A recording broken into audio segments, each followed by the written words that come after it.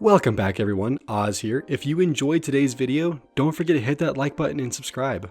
Today we've got some pretty long stories from r/Entitled Parents, so sit back and enjoy.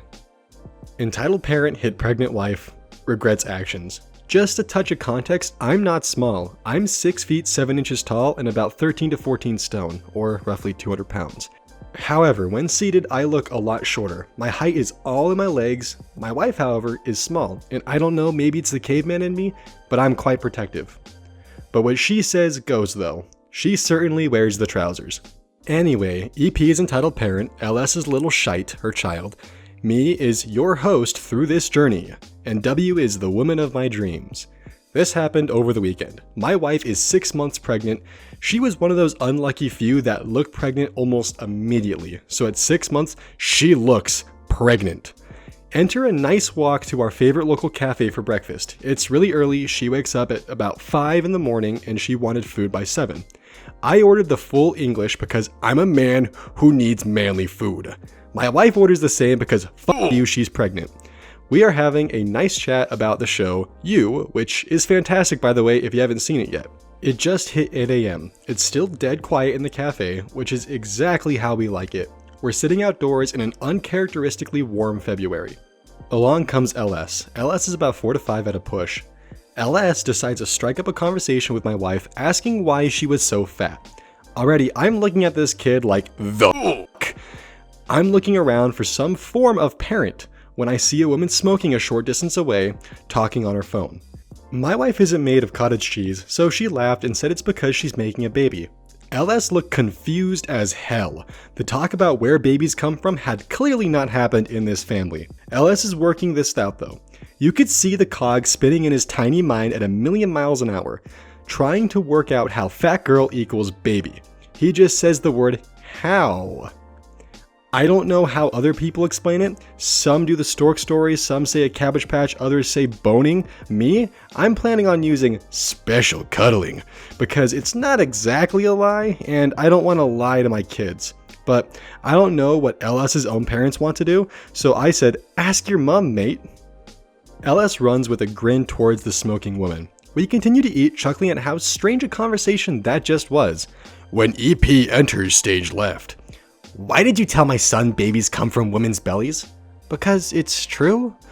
That's not what I wanted him to know. Well, to be fair, we didn't tell him anything. He came to that conclusion on his own. My wife just said she is growing a baby. I'm already getting irritated by this woman. She has a "can I speak to the board of directors" haircut and a face like someone hit her with a number 25 bus. That's when LS hit my wife's bump. It came out of nowhere. I was stunned at what I just witnessed. It took a few seconds to register, but W is already pushing this little shit away from her. How dare you push my son? He's a good boy. How dare your son hit my bump, you crazy bitch?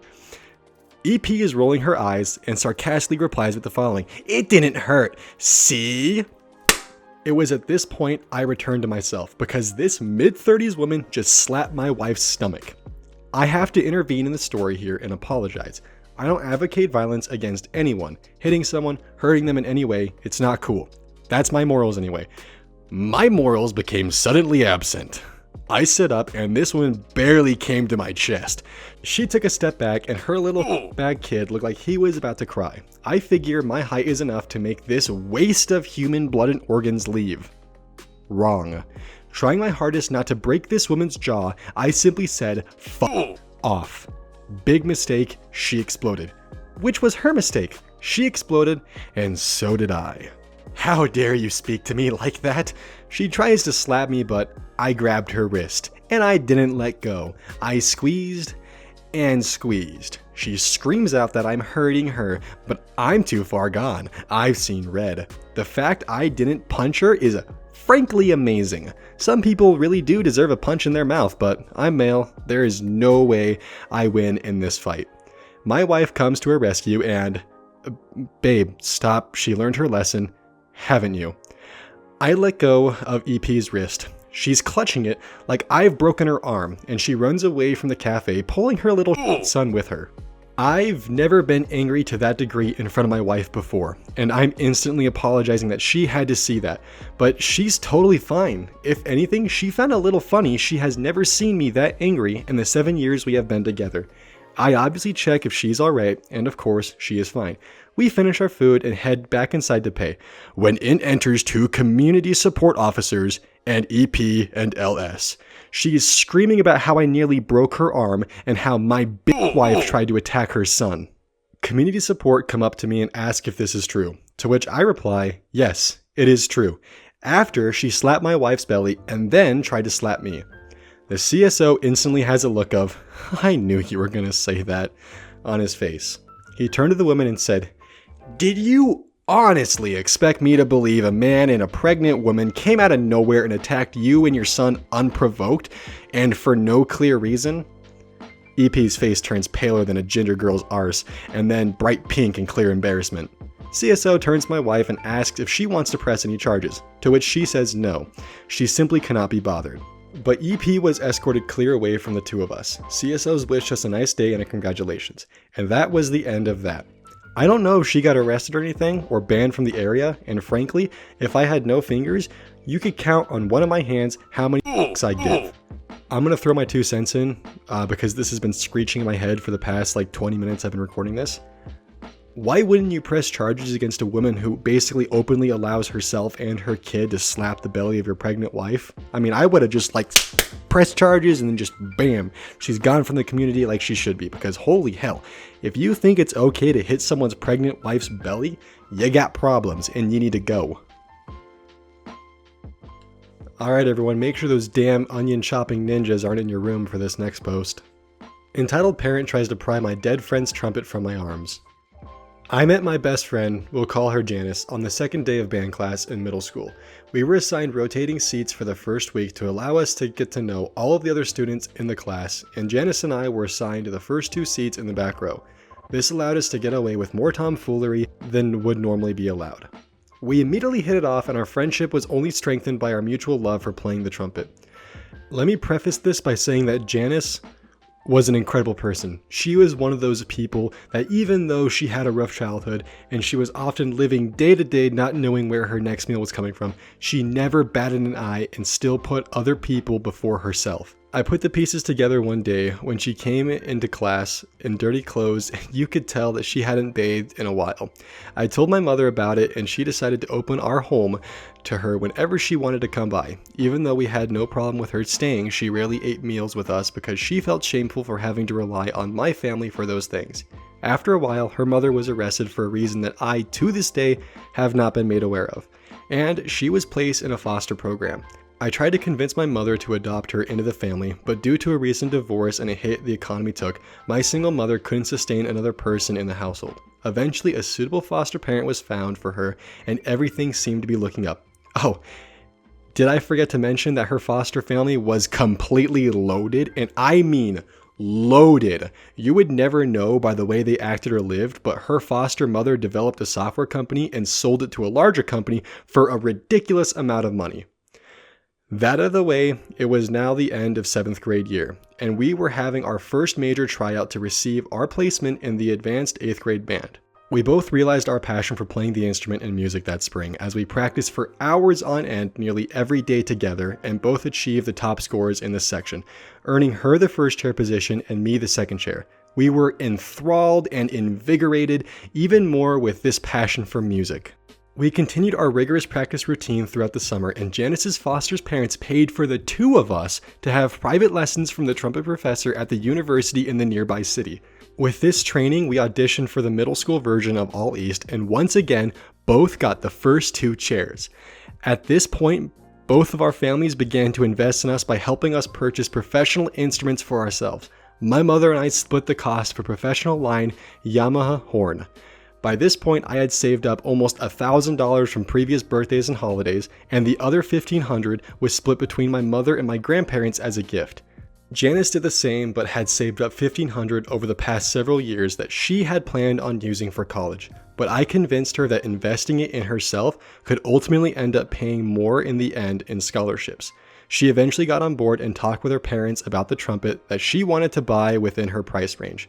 They reached out to me and told me what they wanted to surprise her with, a much better trumpet than she was expecting.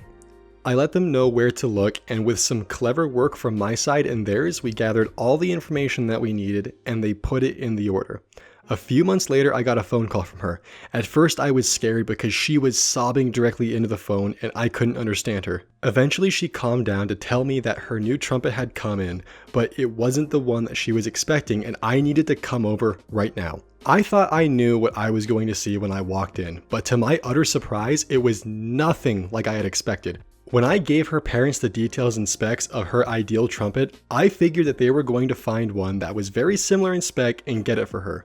But they actually got her a completely custom trumpet to the exact spec that she wanted and had it plated in a beautiful brushed silver finish with lapis inlaid in the valve finger buttons.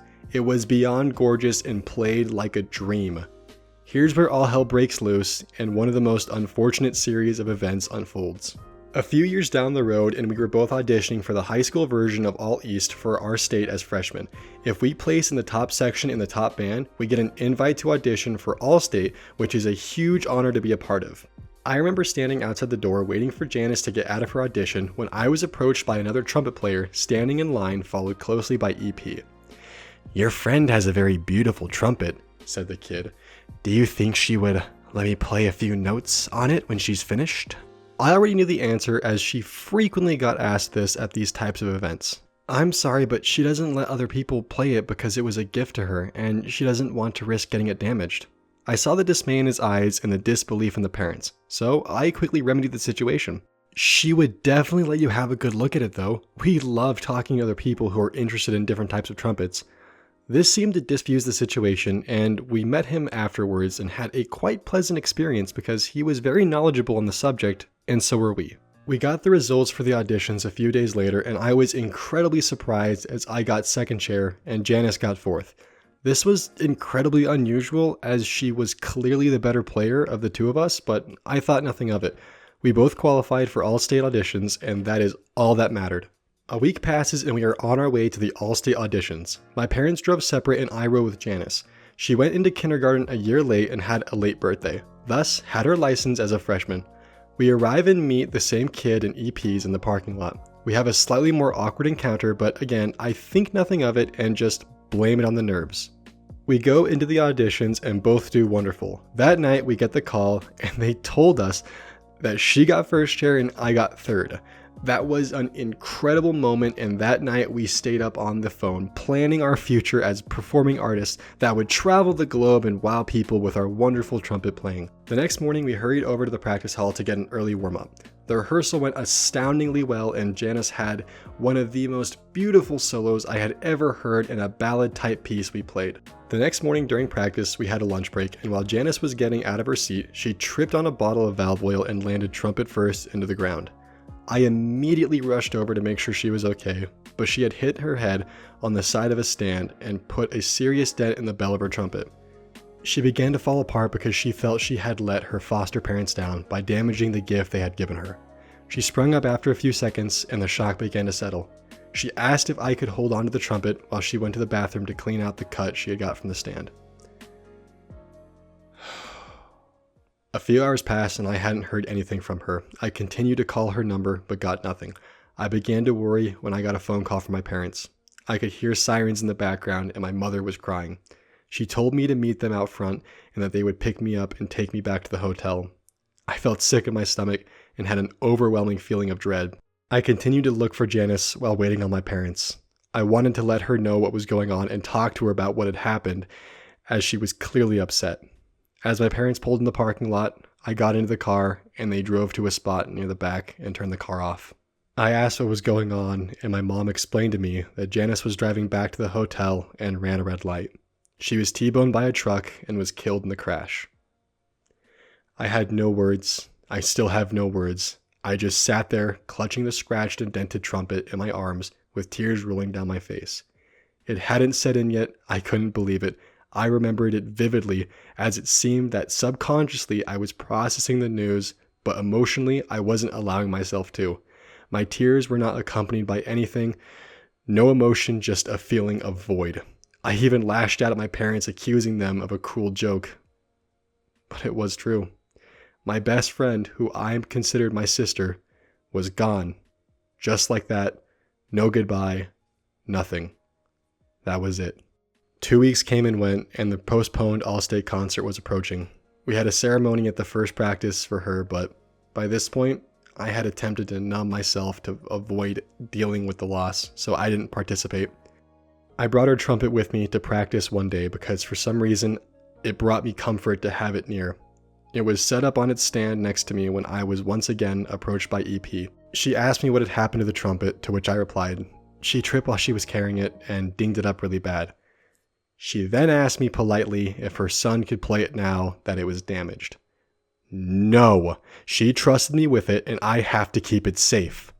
Oh, come on. Just for one song? I'm sorry, but I can't do that. Are you serious? She started yelling now. All my son wants to do is to play your stupid friend's beat up trumpet, and you won't even let him touch it. He got to hold it before, why can't he play it now? I was taken aback by this whole scenario and just stood there with my mouth agape, but she continued. Can you believe this? Addressing the few kids left in the room. This boy thinks that he is so much better than my son that he won't even let him use his dead girlfriend's trumpet. At this point, I'm fuming. I start to retort, but I don't get far before I get too choked up to keep talking. Why on earth do you need to keep it safe anyway? It's not like she's going to need it anytime soon. The least you could do is make my son happy by giving him her trumpet. He can play it better than she could anyways. My emotional barriers that I had put up to control my feelings at that time were completely overwhelmed and began to sob. She reached over me and attempted to grab the trumpet when the director walked back in the room and saw what was going on. He hurried over to where we were, but EP scurried out of the building before he could get to her. He immediately called the police. By this point, the emotional dam I had built had busted, and all I could do to comfort me was to keep her trumpet in my lap as I wailed and sobbed. I had a full breakdown and didn't stop for nearly an hour. After my parents came and got me, the concert was canceled, and EP and her child were never allowed to participate in all-state performances again. And I received no confirmation of this, but I have been told that he was kicked out of his high school band program. We were encouraged to press charges against her, but I refused because I didn't want any more emotional weight at the time and figured that it was some sort of moral high ground. Looking back, I almost wish I had pressed charges. Anyone who would have the audacity to do something like that, to a child, mind you, needed some serious help, and I think that would have been a good wake-up call. To end on a more positive note, I have continued to pursue our passion and perform music across the country, and since that day, I have performed every gig, concert, etc. on her trumpet exactly how she left it. It still gives me comfort to have it near. It is as if a bit of her is still with me when I have it. So rather than give my personal opinion on this, I'm just going to play audio snippets from when I was trying to record the Entitled Parents voice the first time. So enjoy hearing uncensored odds for the first time. Why on earth do you need to keep it safe anyway? It's not like she's gonna need it anytime soon. Go fuck yourself.